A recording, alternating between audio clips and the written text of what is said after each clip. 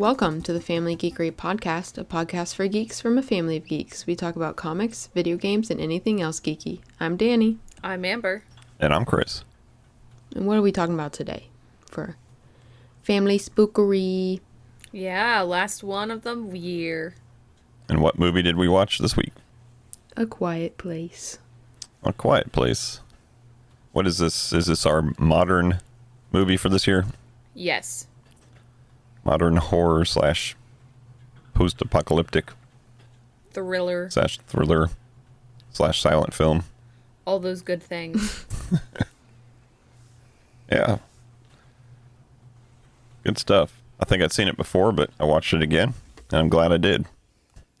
But before we start talking about that... Geeky Weeks. What did we do geeky this weeky? Amber, you want to start it off? Yeah. I watched a couple of movies. In addition to this scary movie, I watched a new one in theater called Regretting You. And it's based on a Colleen Hoover book, one that I haven't read.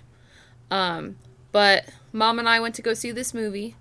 Danny was supposed to see it with us, but she's a loser.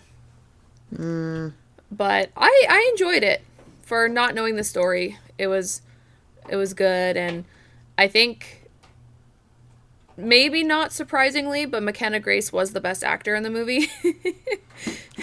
It's only like she has like 15 years of experience. Yeah, but so does Dave Franco. Oh, I didn't even know he was in it. Yeah. But it was fun, and of course, McKenna Grace and Mason Thames had really good chemistry because, you know, they're kind of dating in real life. But it was an enjoyable movie. And then I also watched Clueless with Mom, because I'd never seen it, and it's supposed to be like a classic or something. I don't know. But I really enjoyed that one. I'm a little bit surprised that I never did see it before, but I can see why it's so popular.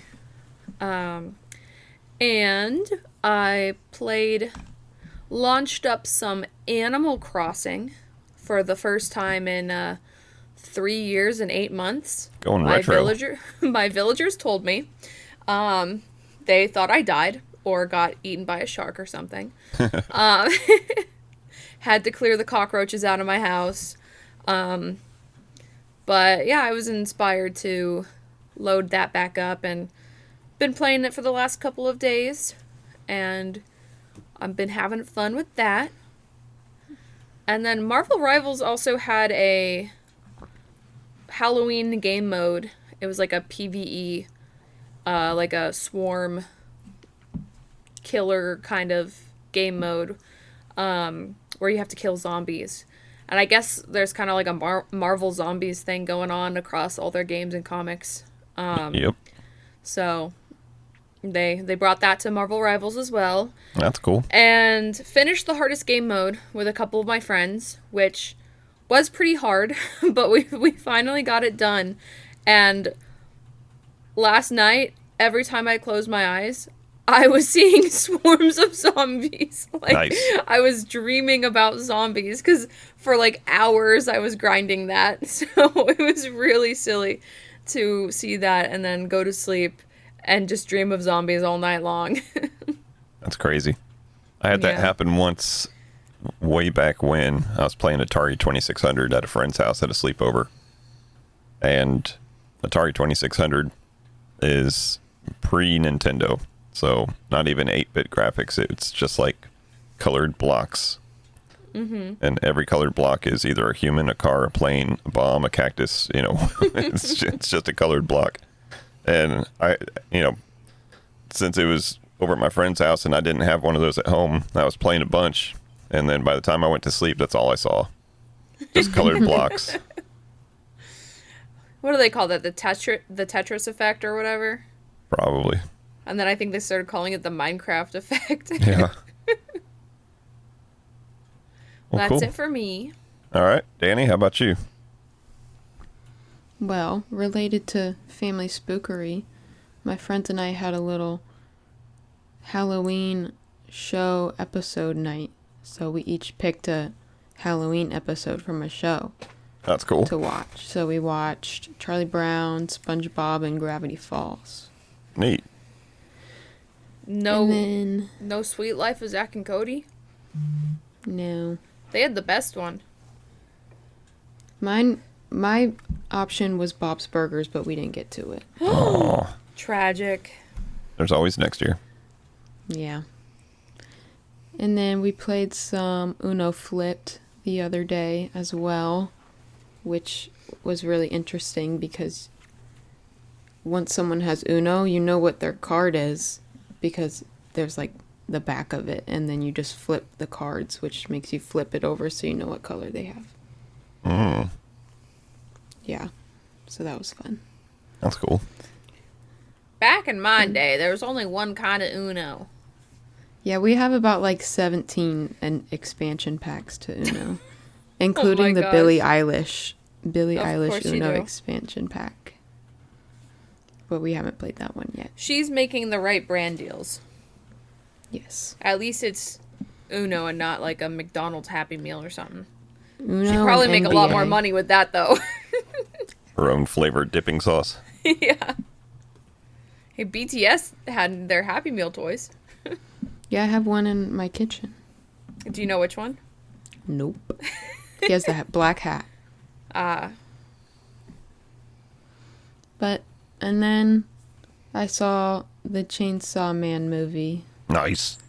which I never watched the show, so I had my friend give me the rundown, and then I understood the movie. So Did you watch subbed or dubbed? subbed. Was it good? Was it subbed good? It was good. I'm usually a dubbed watcher, but my friend bought the tickets and they bought it subbed without telling me because they knew I wanted dubbed. But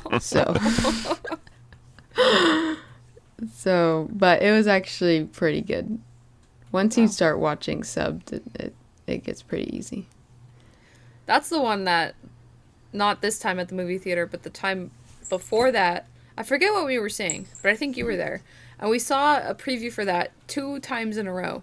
But it was different previews. 2 different previews. Yeah. Chainsaw Man? Yeah, one of them was like, oh, it's this violent, cool anime movie. And the other one was like, here's a girl with boobs. Yep. There's that. So, you gotta attract all kinds of audience, I guess. Ooh, I did get a 6-7 in my theater. Nice. There's a scene in the movie where the girl is writing on a chalkboard and like quizzing the guy, and she writes 1 + 1. What does that equal? And someone in the theater goes 6-7. Oh my gosh. Anyways, that's my geeky week. My spooky week. Glad to know I'm not the only one. Or glad to know you heard me yell that. Well, I didn't get a 6-7 in my romance movie theater. I wonder why. You didn't have any 3-year-olds in that movie? I think I may have been the youngest person in the theater. Wow. Watching a movie based on a YA author. Yeah. Sounds like it tracks. All right. I had a less than geeky week. I did spend a couple days on the Skyline Drive, so there was absolutely nothing geeky up in the mountains, which is nice. It's a nice little break from geekiness. But I did play some video games, of course, and I did go see a movie. Went and saw Deliver Me from Nowhere, which is the Bruce Springsteen movie, and that was really good. That Jeremy Allen White guy, is that his name? I think so. Okay. Yeah. Those are the 3 names that he has. I don't know what order From they're in. Shameless? Yeah. I don't know what That to do right sounds now. right. I've never gotten a name right before, so I'm not sure what I to think continue. you got it. And it's not even about the movie we watched. Yeah, he was in the. Obviously, he was playing Bruce Springsteen. He did an amazing job. Incredible. He deserves any accolades he gets from that movie. So much emotion, of course, and he did, I think, the singing too. So that was cool. I saw a interview afterwards with him, asking him, because Bruce Springsteen was involved in the creating of the movie, and he was on set. So they asked him, like, were you nervous at all portraying this guy as he's sitting there on the set. And he said that he had to get past that, and he got in a good frame of mind to understand that he wouldn't be there. Bruce wouldn't be there unless he cared about the movie. So he said, he deserves to be here, and I've got a job to do. So I thought that was pretty cool. And then other than that, I did watch The Quiet Place, or A Quiet Place, that we're going to talk about. And I was an overachiever. I watched the other two movies from the series. Oh, I wanted to do that, but I didn't. I didn't. Nanny, nanny, boo, boo. So it had a sequel, and then it had a day one. Let me just tell you, without spoiling anything, the sequel opening sequence, amazing, like so intense. Maybe I'll have to watch. Because it basically goes to day one of these characters. The day one is a completely different city and set of characters for the most part. But it goes to day one of these characters. And oh, I was confused based on the events that happened in this movie, why one of the actors was in the second movie. Oh, okay. I say when there's only 6 actors in this movie. Right. But yeah. So it had obviously the flashback, but it was about 10 or 15 minutes long opening sequence, and it's well worth the watch. Okay. I think I might have watched like the second movie better than the first movie. Wow. How was the prequel? The prequel was cool. Had some good actors in it. And it was based in New York City. Okay. Nice. And that's a bad place to be for a. Oh yeah. A noise monster. Well, actually, they said that the normal like ambient noise level is 90 decibels there. So. Oh, throw him off his game. If everything's going right, you can do a lot of stuff under the radar. Just like have a jackhammer going. Yeah. But it does tie. There's a couple ties between that movie and the sequel also, which is pretty cool. And they could pretty much continue to make these movies, like do another day one in Chicago or something, or Berlin. But then we might get an oversaturated market and have a Walking Dead situation on our hands. That's not a problem. Danny, how many Walking Dead spinoffs did you watch? 0. Mm-hmm. Case in point. All right, so that brings us up to a good segue to talking about A Quiet Place from 2018. Tell us, Amber, why did you pick this movie? Well, I picked this one selfishly because I'd never seen it. And I know that it's, like, on every single best horror movies of the 21st century list that you see. It's, like, always at the top, or, like, one of the top couple. So I wanted one that was recent. And a good 7 years ago. That's pretty good. And I know it's got that legacy, with a couple of sequels. And I'd never seen it because you guys didn't invite me over to watch it, I guess. I guess not. I didn't even know I saw it until Mom told us that I Mom's saw like, it. You didn't watch this? I watched it in theaters. Oh. And at home. Yeah, I guess obviously it's known for having both an actor and a director named John Krasinski. Yeah. Krasinski. But he wrote the other 2 movies. Yeah. So that was kind of neat. And it's neat to see him, because I watched a little bit of his serious roles in whatever that action show is that he does. But for the most part, Office. I know, The Office. The very serious role of the international spy drama, The Office. But I know him mostly for The Office, obviously, and he's throughout that whole series, he's got that same kind of half smirk, sarcastic smile all the time. And in this movie, you get to see him put his serious face on, and you get to see him put a beard on. and a beard. But he's got one heck of a serious face. Like the look in his eyes when there's something that's going on that he knows that he has to do something right now for his family. Yeah. Like he's got that look perfect. It's the equivalent of my hold my bag, status. He's got a lot more high intensity though. a lot more risk. Yeah. Yeah. But along with him, we have his real life wife, Emily Blunt. Oh, that's his real life wife? Yeah. Wow. From Devil Wears Prada. Yeah, two great actors, but neither one of my favorite from the movie. Who's your favorite? The daughter? Daughter. Yeah, Reagan. They didn't have names in the movie. They never said their names. Not in the first one. Oh. Yeah. But she's a heck of a actress. Oh yeah. And I didn't know. So getting into a little bit of the story of it, I didn't know she was deaf. The character was deaf until a while into it. Like I think Wait, what? when the father brought a hearing aid for her to try out, and she reached up and grabbed her other one.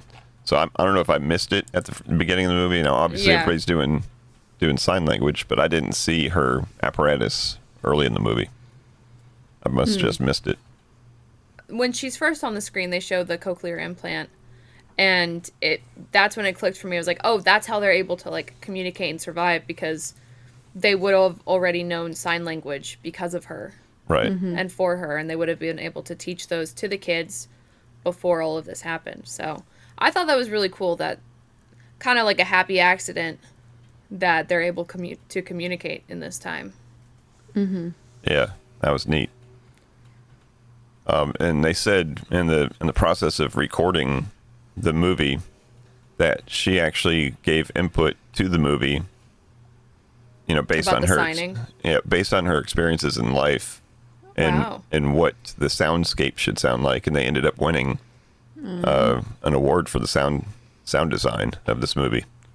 Wow. So she actually helped out, the filmmakers and the other actors, of course, based on her experience. That's awesome. And a little bit, I've read a little bit of her backstory. She's only 15 years old or whatever, maybe 18 in real life. But so she doesn't obviously have a huge backstory, but she had, gotten into drama in school. I don't remember if it was middle school or high school or something. And she played the part of Pip from Midsummer's Night Dream. Is it Pip? Not Pip. I don't know. I never read that one. I did, but that sounds like a name in that book. I think that's like the little satyr guy or whatever. Yeah. The little fairy. So it was, pretty amazing that she was pulling off roles like that. I will say, the opening sequence of this movie, or like the bridge scene, Oh. I've seen on TikTok a couple of times, but like I always like knew what it was from and knew what was gonna happen, but I would always skip it because it's like I don't want spoilers. I just want to watch the movie.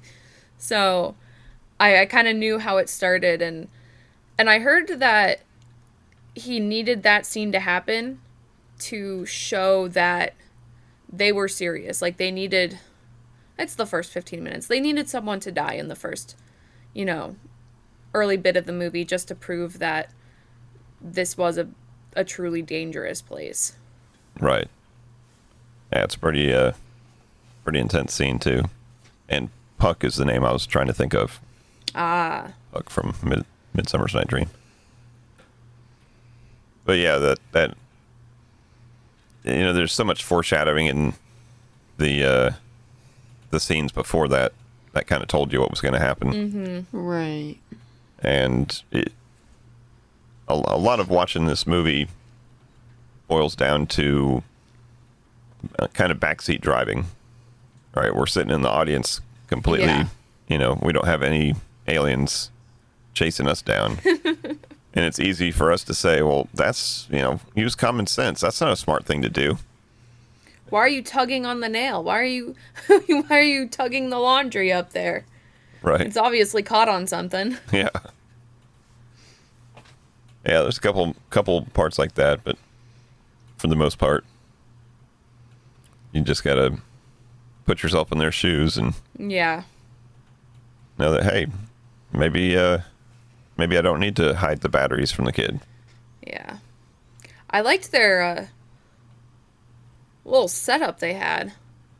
Seemed like it was their house from the before times, too. Because they had, like, family pictures and childhood bedrooms and stuff. Mm-hmm. But it was, like, really cool. They had, like, marked on the wood where to step and what creaked, and they had their whole farm. They seemed to be doing pretty well for themselves. Yeah, I'm kind of wondering, again, this is a backseat driving, second guessing. Like, you've got a year. It's over a year span between, day one and when this is set for the most part. You think you could find a better place to live? Like a creaky wooden house that offers you no protection and has a lot of hazards to it. Like, I would think to go underground or, have some kind of a bunker of some sort. Bunker in the waterfall. Or cement, building, like bust into the schoolhouse or something and start barricading that. Go to like a recording studio sound booth. Yeah. Yeah. But I think they had like all kinds of memories there. They made it work. Yeah. They were playing Monopoly with little felt creatures and cute. I'm surprised they were rolling dice. Me too. It's like, you are walking a fine line with these dice. Right. They never rolled it on the board, though. No, always on the carpet. But it's just one of those movies where it's one night and everything that can go wrong is going wrong. Yeah. Just one thing after another. Yeah. Like, these people cannot catch a break. One of the major things that was going on at that point could have been avoided. And you know what I'm talking about? Having a baby? Yeah, why in the heck do you procreate in the middle of a horrible event like this? I was thinking that too. They soundproof the house, but... I mean, a baby only does three things, right? It eats, it poops, and it cries. And right. None of those things are good qualities to have in this time, in this setting. They were ready for it, though. Soundproof box with with baby-sized oxygen mask. Yeah. That's crazy. When I first saw the canister and I saw the mask for it, I thought the first thing I thought was like nitrous. I thought they were going to be putting the baby to sleep so that it wouldn't it wouldn't cry. God. Just let it sleep and slap an IV on it for the first 3 years of its life or something. But obviously that canister that comes into play in the sequel. Oh. It's not unlimited. Oh. But yeah, it was in a the good first idea. couple minutes of the movie, they're like looking for medicine for the middle kid. Does that ever come back? No, I think he was just currently sick, and that's probably why they were in the city. Some, like, Tylenol or Yeah. Okay. Yeah, he's got some PTSD, I think, on through life, but I think everybody would. Yeah, I bet. And he's got some issues as far as his sister being more equipped for this event, and his father possibly favoring her skills more than his, but that all gets kind of brought to the surface throughout the movie. Mm-hmm. But in the talking about the opening sequence, when it's, I don't know, what is it, day 79 or something? 70, yeah. And there's been shows and movies and stuff about, post-apocalyptic, and you've got a very good picture in your brain about what the world's going to look like in that, because we've seen so many movies and TV shows. But they've got a traffic light on the ground.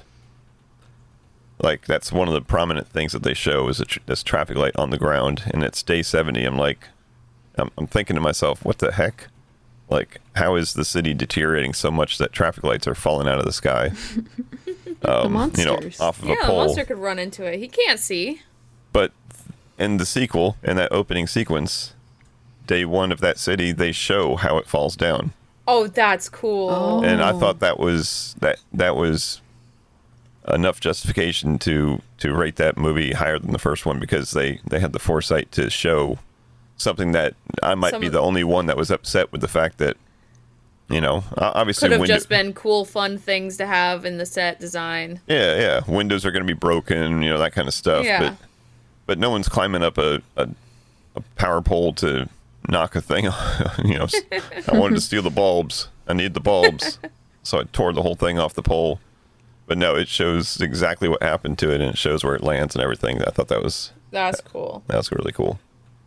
I mean, the traffic light in Cars is constantly blinking. And if that were the case on this traffic light, I can see why the little monster guy would be really peeved at it. Oh, if I had like a high pitch. No, just like the blinking, like in the Cars movie. It's like they're staring at it, just blink from red to green to red to green. Gotcha. Yeah, now I don't want to go too far down a technical rabbit hole. So I'll keep a lot of that to myself, because there is some technical things that just do not add up as far as some of the technology that they had come up with to mitigate this problem. But I did think that the little like command center that the father had built up was pretty cool. And I didn't realize that when he was telling Reagan, don't go down there, That it was that. that he was talking about that. Yeah. I thought that was another house, because it was like the basement of a house, but I thought it was a different Because it house looked like somewhere she else. went from one house to another house. Right. But I guess they have a large property with barns and Yeah, and they stuff, might be so. holed up in the barn or something, and Yeah. and his little command center's down in the basement of the house proper, or a storm shelter or something. But yeah, I didn't realize until she went down there at the very end, and she was kind of amazed by everything that she saw. I Yeah. was like, oh, that's the stairs that she's not supposed to go down. Speaking of So- stairs, Okay. if you step on a nail and you know other people are eventually going to now obviously she can't do anything about it at the time that she did it, right? But Right. days later, that nail should be bent over, pulled out, knocked down. Something should Yeah. happen to that nail. She And- did point to it when she brought the kids down there. She did point, like, watch here. Right. So. Well, I'm here to tell you that it's in the sequel. Oh my Oh. god. Come on. Yeah. Lady can deliver a baby by herself, but she can't make a nail not be pointy. Right. Oh my god. They're gonna just survive these monsters and then die from tetanus. Right. I will say, if I stepped on a nail, I would not have reacted in the way she did. I would have been screaming all kinds of words, Like, crying come- all kinds of ways. Come and get me. Yeah, take me now. Yeah. It's like, dying now is better than this pain in my foot. Was the baby out of her at that point yet? No. I don't think so. Damn. That was like right after her water broke. Like, maybe she was a bit distracted by the general Yeah. labor pains that... Yeah, maybe the labor pain was worse. Now, was she a nurse or a doctor or anything in the before times? Did it say? I don't know. Okay. But she was only in labor for about 10 minutes. Yeah. Unlike Lori from Walking Dead. Hey, at least she got out of there without a bullet in her head. Oof. And her son didn't have to do it. Carl. Speaking of Carl, let's talk about the monsters. What? Okay, why is Carl a monster? I don't know. I was Jiggy Jar Jar Do. I was reaching for a Shine. segue. Okay. The monsters I feel like I've seen these monsters in 17 different movies. I don't know if they borrow on designs from other movies, but they just seem, and it might be video games too that I've seen very similar type of things. But the armored face, that's a key detail right there. And I think one of the little news blurbs or his, writing on the whiteboard, had armor ? And that's why they couldn't do a whole lot with him. Kind of looked like a Demogorgon. Yeah, I was about to say. Yeah, that part definitely did. With really cool ear canals. Really pronounced ear canals. Yeah.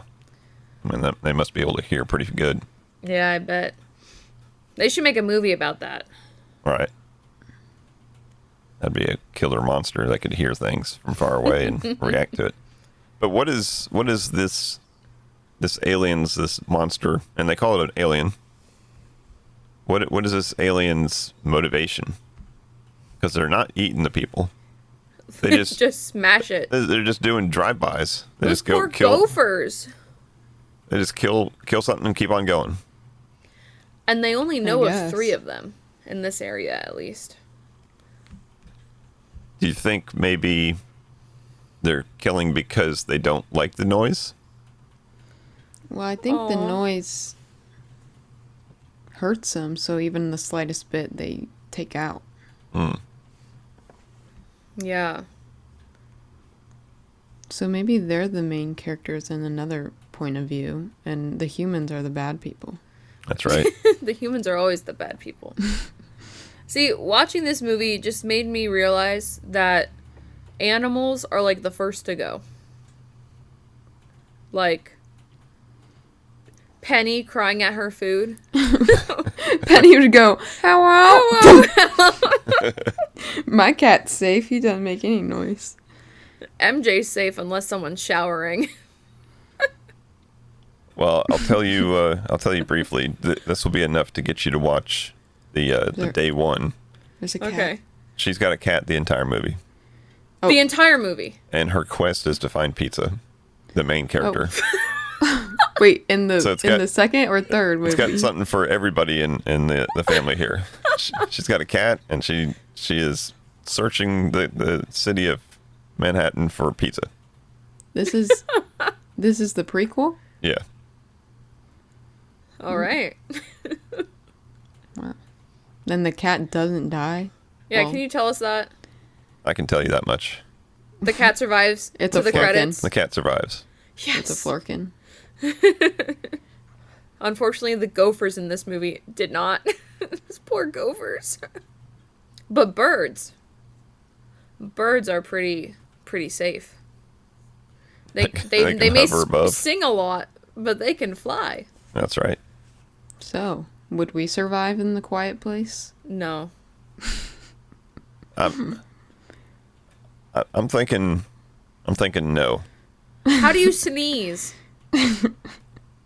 Like, I know What sometimes if you you can, have- like, stifle a sneeze, but, like, what if you have to cough? And you know when you, like, try to stop a cough from happening, you just start choking and have to cough way more? I'd have to develop some soundproof pants. 'Cause I'm thinking Well, at some you- point I'm farting in my sleep, and there's nothing I can do about that. Well, you snore too, so Right? Yeah. you can't stop that. I have no proof of that personally. I don't know that I do or do not. That's all hearsay. You'd be gone in your sleep. Oh, well, that's not the worst way to go. That is like, but like, what if you have a nightmare? You're gonna wake up and like, I'm sure you'd have a lot of nightmares if you're in that world. I know. Right? There's always going to be some kind of unconscious reaction to something that's going to create a noise unless you surgically remove the ability to make noises from your body. I think YouTubers may be the most prepared because they have the soundproofing already. Oh, okay. And they've got microphones. Yeah. Very important piece to survive in these. It's a microphone. Yeah. And apparently a radio transmitter that acts as a PA instead of a radio transmitter for the final scene. Yeah, I was thinking that, but maybe it was a PA that he turned into a, you know, because he's techie. They show he's techie. Could be. I don't know. I do plan on watching the sequel. Yeah, I'm gonna go watch it right now. I do, I'll probably also go watch it right now. I do recommend. It's very good. And it's got an actor in there that I knew who it was, but I couldn't believe it was him because... The guy from Gladiator? He's in the prequel. What? The Fantastic Four guy? Human Torch? No, the original Gladiator. Oh, him. Yes. He's in there. The guy from He's Guardians of the famous Galaxy. from other things. Yes, that guy. Yep. Yeah, he's in there. But the guy from Oppenheimer, Cillian Murphy. plays a much different part. I was looking at the cast and I was like, "Oh, Cillian Murphy." Yeah. Well, there was another thing I was watching that he was in too, where he's like really young. It was weird to see him not in Oppenheimer. Right. But yeah, go see the sequel, go see the prequel, go see the Berlin version of it when it comes out. Yeah, I wonder how many more they're gonna make. I don't know. Maybe they should stop while they're ahead. Change it up a little bit. 3 is good. Yeah, we've got what we need. The prequel, the regular, the sequel, the prequel. That's all we need. Next will be a TV show. It's already live action, so we don't need a live action remake. Maybe a cartoon remake. A Muppet remake. An anime version. That's something that they do sometimes. Anime versions of American movies. All right. Well, anything else about A Quiet Place that we want to talk about? It threw me off a little bit when they did start talking. Because the dad's got to teach the boy that if there's like water that's loud naturally, if you're quieter than the water, you can talk. And it threw me off. I was like not expecting them to speak. Right. Yeah, that was a pretty good concept, which obviously gets expanded upon in New York City. Just simple things like rainstorms and thunder and stuff like that all start playing a part. I would definitely start to try to like Home Alone everything, you know, little wind up monkeys kind of thing. Throw them down the hallway. Go that way, not this way. Oh, yeah. Distractions. Yeah. Like in FNAF. FNAF crossover. Whoa. I saw another preview for the next movie. It was a different preview than I saw before. Oh, I didn't see that. It was so weird watching. It was really funny when I was in the theater. I told Mom, "Oh, we'll get to see like different previews than the ones that we saw before. Like they're not going to advertise Predator for this movie." Right. And then the first trailer was Predator. Oh no. And I was like, "What? This is a romance." I doubt any of these people are going to go see Predator. I know somebody that's going to go see Predator. You? Oh yeah, me too. All right, well, I guess that's going to wrap it up for this episode. Thank you, Amber, for picking out a good movie for us. Even if it was the second time I saw it. I didn't 100% remember seeing it before, so it was good to see. And that's why I binged the other two right away, because if I waited a week to watch the other ones, I wouldn't remember what happened in the first one. But yeah, let us know if you've seen A Quiet Place or any of its sequel prequels. Send us an email or a shout out on our socials. Let us know what you thought about it. But that's going to wrap it up for this episode. We thank you as always for listening. And until next time. Peace out. And We all had the same idea. Amazing. No, Amber didn't.